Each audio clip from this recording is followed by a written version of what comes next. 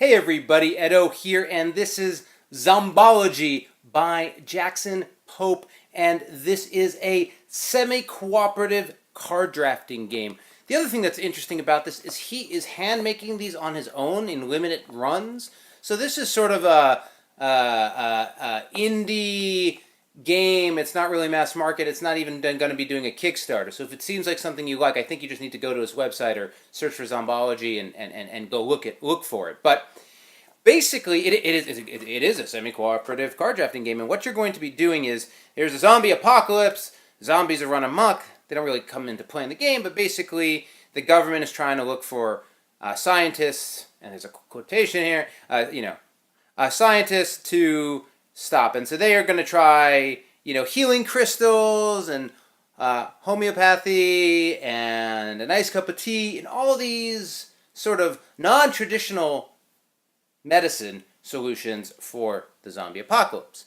And essentially, what you're doing is you got 8 rounds until the end of the world, and he has these round markers, and you're dealt a hand, and it's a combination of these epidemic and apocalypse cards. I think it's just a balancing thing, because once you've sort of used these, you're going to just be drawing the others. But essentially, there are a couple different types of cards. There are ones that are one of the solutions, one of the suits, and then there are overrun, sort of apocalypse cards, as well as gates and a few other special cards. And payday, and that's how you get a guru. But basically, what you're doing is, in order to play a card, you have to start with a 1, and you can only go up 1 notch. So I can't play a yellow 2 until there's a yellow 1 down. But it's not just me; it's everyone. So we're going to be dealt a hand of cards, and we're all playing, and then we flip and reveal, and then resolve. So you could be short, but guess somebody else is going to play a card and then play up. So it's not only you're pulling your hand and playing in front of you to build your suits up. Every round you're passing the hands around the table. So part of this game is really being aware of what's in your hand and what's moving around. As you work up, you're working towards the cure, and the cure card requires a certain amount of suits to have already been played. So the cure can't be found easily. Once somebody plays a cure card for the yellow cure, the game instantly ends.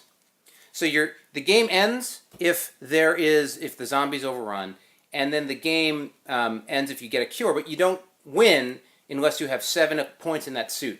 So you're building up suits before the cure can be played, and then the cure plays, the game's over, and anyone above a certain amount of points wins together. So what's interesting is you're sort of playing on your own, building up your suits, thinking about what other people are doing, but also trying to build with other people, but not everyone, to sort of be the winning scientist with the winning solution. The overrun cards allow you to knock out somebody's played cards. The fence lets you defend versus the overrun. And the pay raise lets you pull a guru. What a guru lets you do is they let you skip requirements rather than going like, I can play a higher number if I have a guru. I don't have to just do that one more up. And then you also can swap them. If somebody plays a card that fails, like I played a 5 but there's no 4, it goes into the center, and then you can use your guru you don't actually give it, but you can take that out. It's a little there's a little bit going on. It seems simple, but as you read it, they have a lot of phase turns. You get used to it. This is one of those interesting games that's like better on game 4 or 5 than it was on game 1.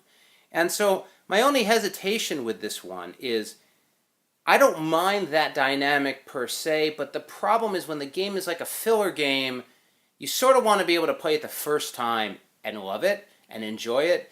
And this one takes a little bit to wrap your head around and for people to get into it. So, it's that interesting balance of not immediately just being easy to pick up and start diving into, and some of the nuances of thinking about the cards going around the table. Who are you cooperating with? How can you sneak ahead? When to use an overrun?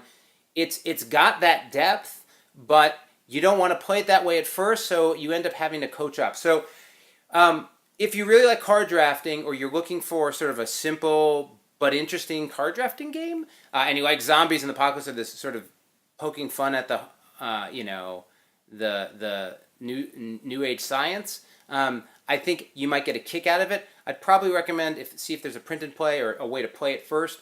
But it does have that problem where I remember what was the game? It was like Crushed Apple. I don't remember the name of it. It was this Evil Apple or something, where it was this really cool game, but you had to like play it a bunch to like get it.